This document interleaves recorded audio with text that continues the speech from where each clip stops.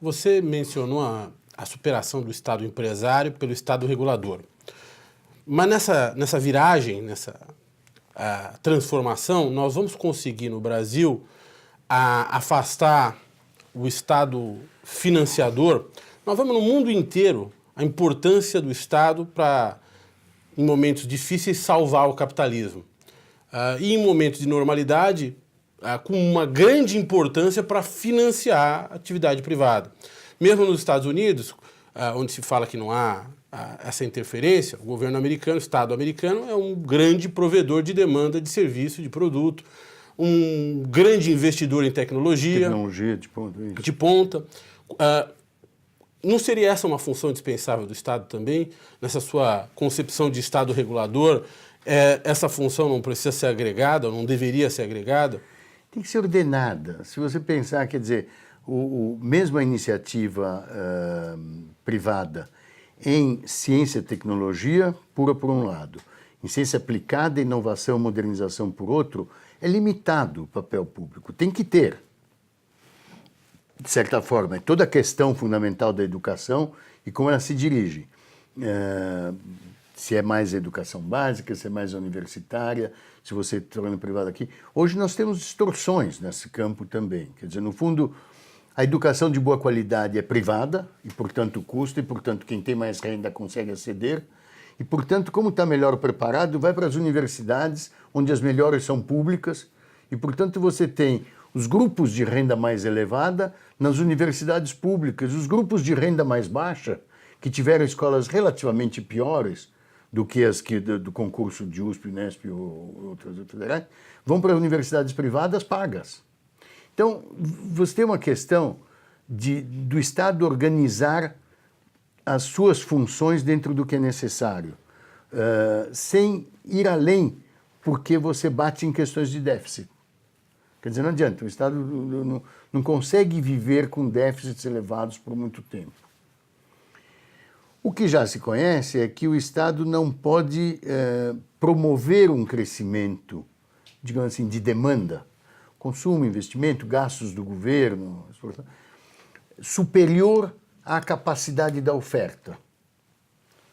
Se você pensar numa tendência do produto potencial, qual é o máximo PIB que essa economia consegue ter com as suas bases de capital físico, capital humano, importações e exportações, você tem uma certa trajetória de crescimento da oferta potencial. Esse é o tal output gap, que todo mundo fica falando do output gap, que é a diferença entre, digamos, a demanda e essa tendência de longo prazo. Se estiver muito acima, o output gap é positivo, isso é perigoso do ponto de vista da inflação e da estabilidade. Se estiver muito abaixo, como estamos agora, a inflação vai estar muito baixa, mas é porque a economia está em recessão e a demanda está baixa. Hoje isso está um desafio visível para o Banco Central no Brasil, que claramente teve como que um overshoot, um exagero de taxas de juros, eventualmente no passado, que levou a uma produção muito baixa, uma recessão, e hoje você tem uma inflação abaixo da meta inflacionária. Então o Banco Central tendo que abaixar a taxa de juros para conseguir um pouco de inflação, para poder chegar na meta de 4,5%, porque está em 2,5%. E você precisa aquecer um pouco a economia, errou um pouco. Então essa é a situação hoje. Essa dosagem macroeconômica tem defasagens e tempos que muitas vezes são difíceis de administrar. Do ponto de vista da organização do Estado, é complexo. Eu fui secretário do Tesouro há muito tempo. No fundo, nessa função nacional de você ter a temporalidade das receitas, saber como se distribuem os gastos numa programação financeira e conseguir adequar uma coisa e outra. Como qualquer pessoa física ou família, claro, falta dinheiro ou sobra, etc. Esse equilíbrio, não apenas de caixa, mas de horizontes mais longos e como o Estado se organiza, é que é fundamental. E que, infelizmente, na economia brasileira foi muito deteriorado em anos recentes. Em vez de você ter agências regulatórias, por exemplo, saudáveis, tecnicamente preparadas, com visões de longo prazo, no período recente elas foram equipadas politicamente, partidariamente. E, portanto, em vez de responder a horizontes mais longos, se organizar, o poder organizar a economia a horizontes mais longos, acaba destruindo a economia. Em alguns casos também, na economia, você tem alguns efeitos pendulares, eu diria, como com um pêndulo de relógio. Considere questões de meio ambiente. Você tem desconsiderações, desmatamentos absurdos, estupros ambientais, para usar uma palavra forte, que se sucedem por exageros. Exageros, claramente, por uma consciência ambiental correta, mas muitas vezes sem os instrumentos ponderados. Está fora de uma posição de equilíbrio. É um excesso que segue a outro excesso e que precisa encontrar a sua posição de equilíbrio. Assim, algumas das agências regulatórias têm desafios para além da ocupação política que tenha sido conjuntural na sua Constituição, tem também que encontrar o seu equilíbrio, cada uma na sua forma. Imagina a questão de petróleo, de água, de energia elétrica, de telecomunicações, cada uma tem os seus desafios. A situação é muito grave do ponto de vista de criar ambientes favoráveis a investimentos e a retornos, e, portanto, a crescimento industrial, o crescimento econômico. O crescimento em si é insuficiente para desenvolvimento. No fundo, o desenvolvimento econômico é o crescimento econômico mais mudança social. Claro. Mais avanços em relação à desigualdade enorme de oportunidades. Você precisa reduzir a desigualdade de oportunidades e precisa ter esse alongamento de horizontes de investimento. Então, a recuperação e desenvolvimento, claro, com um papel do Estado possível, mas dentro do seu tamanho, é um enorme desafio. Perdi agora um pouco o fio da meada que eu ia dizer, mas, em todo caso, é essa remontagem que nós estamos vivendo, né? E, de certa forma, eu diria, talvez, aprendendo a conviver com a possibilidade de horizontes mais longos. Até muito pouco tempo atrás, a gente sabia onde investir. Põe tesouro direto, fica lá e tal. Agora você começa a pensar, será que eu tenho que ir para a Bolsa? Porque aqui está muito baixo. Eu começo para lá. O que é ir para a Bolsa? É investir em ações, porque tem empresas que estão eventualmente obrigando horizontes melhores. Então, essa organização econômica Brasil não é independente da organização política, falha, precária, cheia de problemas.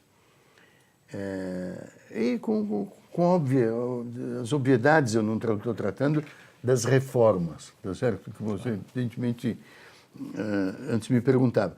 A reforma previdenciária é inescapável, quer dizer, assim, você está indo a 150 por hora para um paredão e não faz nada. Né? Quer dizer, vai dar problema. E a questão intrigante é que o problema se dará para os aposentados que eventualmente não poderão receber mais suas aposentadorias e pensões. Neste campo, eu acho que tem 3 campos aqui. A reforma previdenciária, a questão da reforma tributária e talvez antes, não sei se antes ou depois, a reforma política. Né? Na reforma previdenciária, você tem que enfrentar o maior déficit do país. Não tenho os números mais recentes, mas aproximadamente é assim. O gasto de aposentadorias e pensões é da ordem de 550 bilhões de reais. É cerca de metade do orçamento. Tem um déficit de 150 bilhões. Se for 550, significa que você arrecada 400 e gasta 550. Este déficit de 150 bilhões é assim, metade dele é atribuível à aposentadoria do funcionalismo público, com 1 milhão de aposentados e pensionistas, aproximadamente. A outra metade é atribuível aos aposentados do INSS, com 30 milhões de aposentados e pensionistas. O salário médio, o máximo de aposentadoria do INSS é 5 mil. O salário médio é 1.000, digamos. O salário médio do funcionário do executivo é 7 mil. O salário médio do funcionário do judiciário é 23 mil. e do legislativo é 24 mil, qualquer coisa do tipo. Então, o salário médio da aposentadoria e pensão do funcionário público é mais de 20 vezes do que a média do aposentado do INSS. E essa é uma questão difícil, porque são as grandes carreiras do setor público no judiciário, as grandes carreiras do setor público no legislativo e as grandes carreiras do setor público também no executivo, ainda que guardadas as devidas proporções, porque o judiciário... Então, a questão... E o problema da Previdência é o seguinte, se não fizer a reforma, não vai dar para pagar. Para quem? Evidentemente para os salários mais altos, que você vai ter, se obrigado a pagar, a estabelecer uma base, é tipo assim, tua aposentadoria é 20, então você vai ganhar o máximo do INSS, o dobro do máximo, que é assim, e até 10 você ganha em cash, outro 10 eu te pago em título de 30 anos. Não vai dar para pagar. Portanto, a questão aqui é você fazer uma reforma que dê maior segurança para os aposentados e pensionistas em todos os direitos adquiridos de todo mundo, respeitando todos os direitos adquiridos, mas uma coisa que não estoure. Impressionantemente, a maior resistência é justamente daqueles que, com grande probabilidade, seriam os mais afetados se esse negócio se a reforma se desandasse. Na reforma tributária, vivemos um caos no país, não há outra palavra. É um desastre total. Começa aqui no país, a maior parte, no mundo, você tem tipo 2/3 ou 60% da carga tributária global é de imposto de renda, é de impostos diretos, imposto de renda. E 40% é de impostos indiretos, IPI, ICM, imposto que dá em produtos. Aqui é o contrário, 60% é de impostos indiretos, IPI, ICM e tal, que o pobre paga, todo mundo paga. E 40% de imposto de renda. No Brasil, o rico não paga imposto de renda. E o pobre gasta 100% da sua renda em consumo. Paga imposto em tudo. O rico paga 20% da sua renda em consumo. Paga só imposto de renda sobre 20%. É regressivo. As classes de renda mais baixa têm uma carga tributária mais alta do que a classe de renda mais elevada no Brasil, por um lado. Dentro do imposto indireto, ICMS, IPI, PIS/COFINS, é caótico. O sistema estadual tinha inconstitucionalidades na liberalidade com que os estados concedem incentivos fiscais para atrair investimentos, que passaram determinações de convalidação, quer dizer, olha, todo mundo que pecou está perdoado. Convalida tudo isso para trás, mas mais do que isso, também sanciona essa ilegalidade por mais 15 anos para frente. Se desmontam os sistemas com a questão de antecipação também tributária. É uma questão, evidentemente, derivada da organização federativa e do desequilíbrio federativo na questão tributária. Mas, claramente, é uma reforma necessária. Senão, você não equipa o Estado para fazer o mínimo que se exige do Estado. Educação, saúde, segurança, basicamente. Na questão política, é evidente, quer dizer, como começa o PPA, o Plano Plurianual, a Lei de Diretrizes Orçamentárias e Orçamento? De certa forma, ela tem que atender a plataforma que elegeu o novo governador, o novo presidente. Ele fez uma campanha e defendeu certas teses. Tem que organizar isso. As teses não são dele, pessoa física, são do partido. E o partido tem certas ideologias. Um tem um papel do Estado tipo A, o outro tem um papel do Estado tipo B, um tem intervenções regionais tipo A ou B. Se você não organiza esses partidos, partindo da sua ideologia, que oriente a campanha, que oriente o planejamento, você não tem consequência. Quer dizer, então, muitas vezes alguém se elege com determinadas plataformas e assim que eleito enfrenta a realidade, que ele já conhecia antes, porém não era boa para se eleger, e muda todo o seu discurso e muda toda a coisa.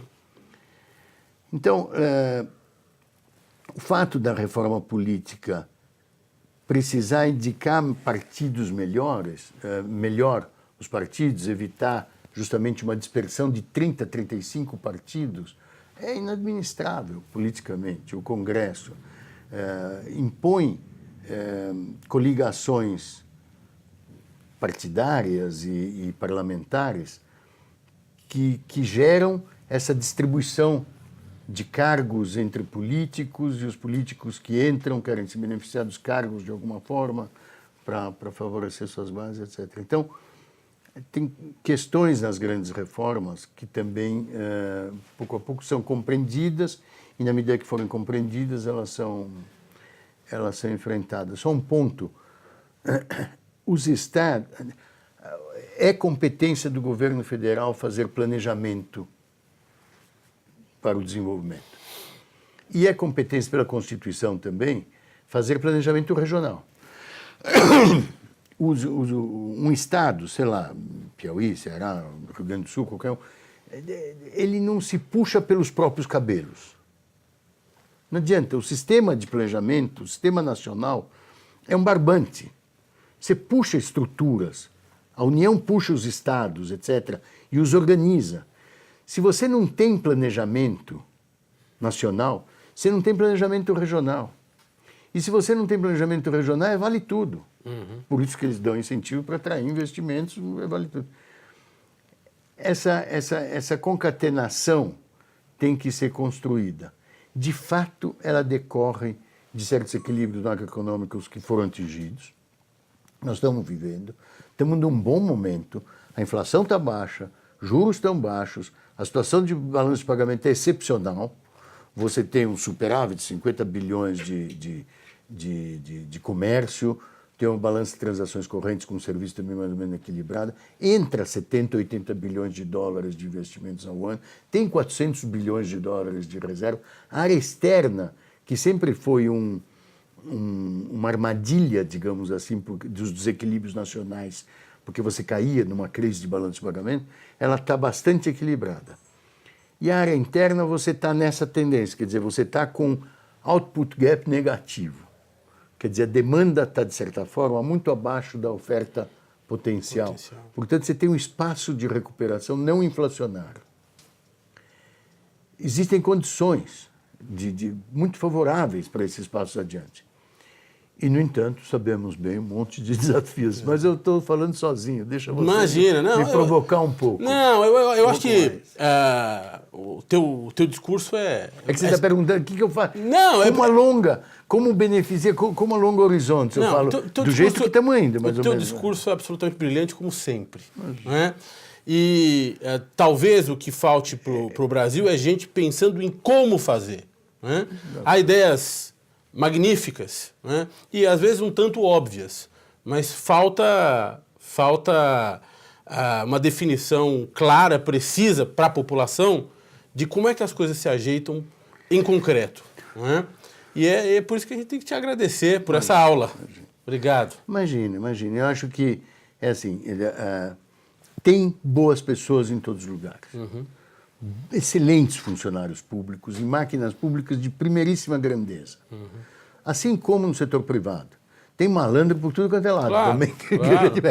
Mas dá para fazer. Eu vivi bastante áreas de planejamento, áreas de financeiras, de governo, fora de governo, empresas grandes, conselho. O que avançamos na área de governança e de demandas públicas, de transparência, de honestidade, de regras de gestão de empresas privadas mesmo, de capital aberto, todas as regras de conformidade.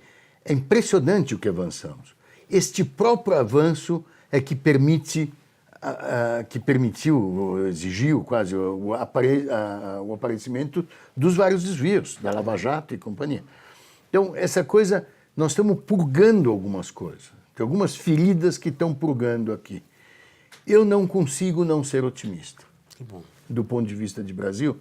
Pensa mesmo, assim, é a sétima maior, oitava, nona maior economia do mundo. É o maior mercado. Nenhuma grande empresa mundial pode se dar ao luxo de não participar deste mercado. Verdade.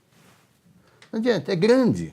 Se você somar todo o resto da América Latina, Argentina, Uruguai, Argentina, Chile, Bolívia, Peru, Colômbia, toda a América Central, soma tudo, dá o tamanho do Brasil. Então, assim, não tem como, mesmo na bagunça que a gente eventualmente apresente, a empresa ficar longe desse nosso mercado. E junto com isso, todo o setor de serviço, toda a parte de inovação, tecnologia, modernização e tal. Mesmo que o Estado, às vezes, falhe em certas promoções de cenários civilizados, digamos assim, a empresa precisa encontrar o seu caminho porque não pode estar fora do mercado. Não há como não ser otimista em relação a desenvolvimentos futuros. Só para uma guisa de conclusão, algumas vezes eu enfatizo duas dimensões nessa discussão de Brasil. Uma é a escala, tamanho, é isso que eu estava falando. Tem um tamanho que não adianta. É grande, é variado, é multifacetado, tem produção de soja, tem minério, tem indústria, tem serviço, tem restaurante, tem metrópoles maravilhosas. Então, a escala é uma dimensão. E a outra é a experiência histórica com crescimento. O Brasil está acostumado a resolver seus problemas via crescimento. É isso que aumenta a produtividade, que é fundamental, e constrói competitividade, que nós estamos para trás na construção de produtividade e competitividade, porque ficamos para trás no crescimento. No século passado, essa molecada que nos filma, por exemplo, conhece pouco a experiência do século passado. O Brasil cresceu, em média, 5% ao ano, durante 100 anos. 5% ao ano. Nós estamos mal e mal achando que 3 já é uma beleza, porque nos últimos 2 anos foi menos 3. Então, se a gente poder olhar para 3 é ótimo. De 1940 a 1980, durante 40 anos, a média de crescimento foi de 7% ao ano. É uma maravilha. Então, a retomada, a recuperação da prática de crescimento elevado, na verdade, é o que nos dará condições de tratar vários dos problemas que hoje parecem caroços intragáveis, mas que a gente vai digerir. André Calabria, muito obrigado. Obrigado. Uma grande honra. Dado mais tempo para perguntas. Nada, mas você deu uma aula. Você me provocou, aula me magistral. Imagina. Obrigado. Obrigado a você, viva. Obrigado. Obrigado a vocês.